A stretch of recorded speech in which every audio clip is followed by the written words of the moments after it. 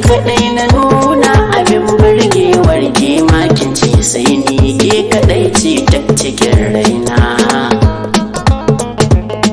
san babu yake cikin raina banda ke ni ban ganin kowa ke na bawa dukka yarda ta a dade ban amince da tasirin so bakin ka nuna min mata ban ba su fuska ba bare su ce su zazzo min madalla da ke jarumar gaske zuciya kin sace min zancen ki yana faranta min gwazo ban so ki sanya min guna kin zam kamar fitila ko da yaushe ke ka haska min banda so shi ni kasa duka na cin mutum ya zama mai sauki in ya so yanzu nan sai ya yi sanadin kwance na ɗan sani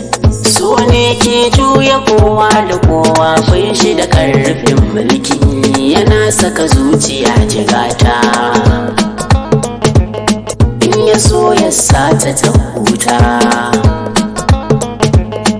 wani suna ne zan ba wa soya zarce duk tunanina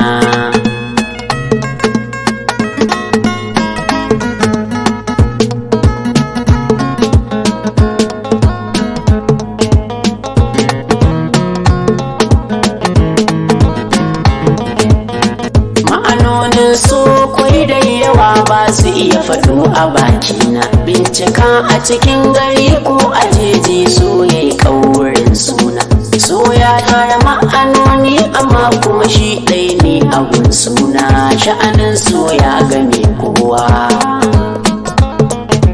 duk ƙarfin ka ba kamar tsawa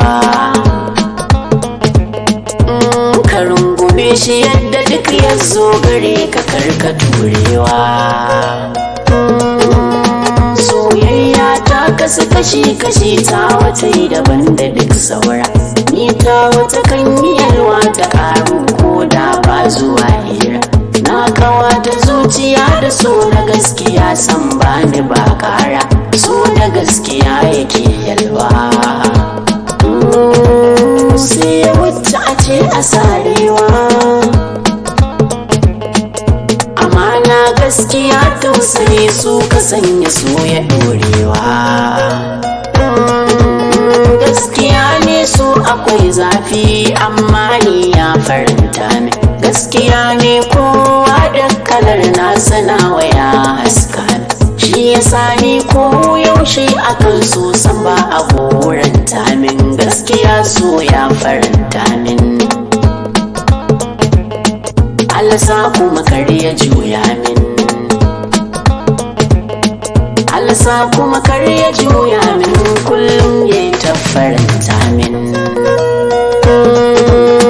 sanadin zancen nan wasu na san za su ganin laifina su so ya juya masu gashi ne kuma na ce wai yana da rana kowa da yanda ya zo mashi zan so ku fahimci zance na tabbas ni ya faranta min